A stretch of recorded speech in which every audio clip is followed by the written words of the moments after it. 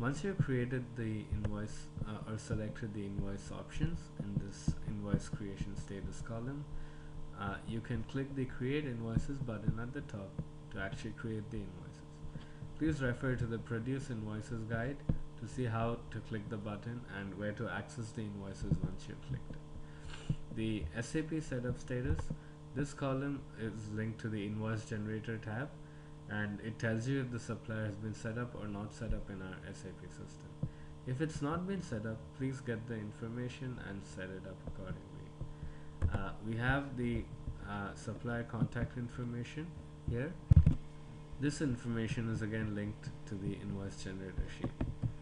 The first reminder day of the month, this like I mentioned earlier, this column consists of, right now it's set to the 5th of the month, and anytime the date exceeds the 5th, that's what triggers the first reminder to the values to turn yes. And similarly, the second reminder is 10th and third reminder is 15th, and you can get all the details in the update service tracker SOP guide. The currency, GL, and cost center and comments on invoice, and all these columns are all linked to the invoice generator sheet, and they serve as a backend. Last but not least, you have to create accruals every month or get an accrual amount to be accrued, and the accrual basically consists of all the amounts or rows that have not been invoiced and the forecasted values for that month, for the upcoming month. Now, to make accruals, as long as you have followed the steps so far and updated the tracker accordingly, all you'd have to do is click first for accrual button update, and then click for accruals update.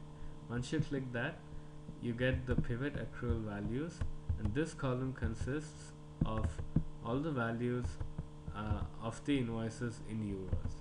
So you can actually see the euro value amounts for all the invoices.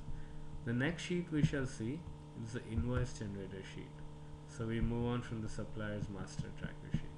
The invoices generator sheet is the back end of this of the supplier master tracker, the sheet, and here you have, for every supplier, you have their unique details stored in the back end. For example, you have time period, you have GL, cost center, you have the address and contact address, and the region.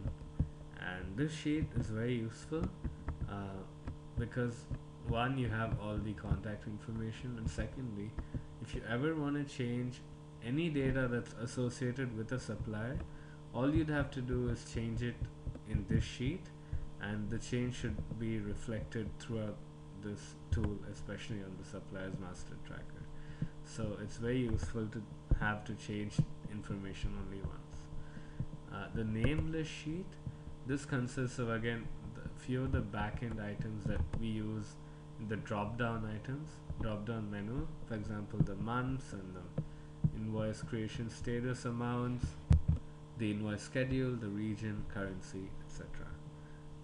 The SAP exports is an experimental tab that's yet to be worked out. The idea is to eventually be able to record invoice payments and track them. The global cost recovery tracker, this consists of the same tracker data that actually is stored in the cost recovery monitor. It's just copied out from that sheet or workbook to this. So going back to the supplier's master tracker, we can see that this is the rough idea and sketch of this sheet. Next, in the upcoming videos, we can see how to actually update the sheet itself, and we shall learn more in the upcoming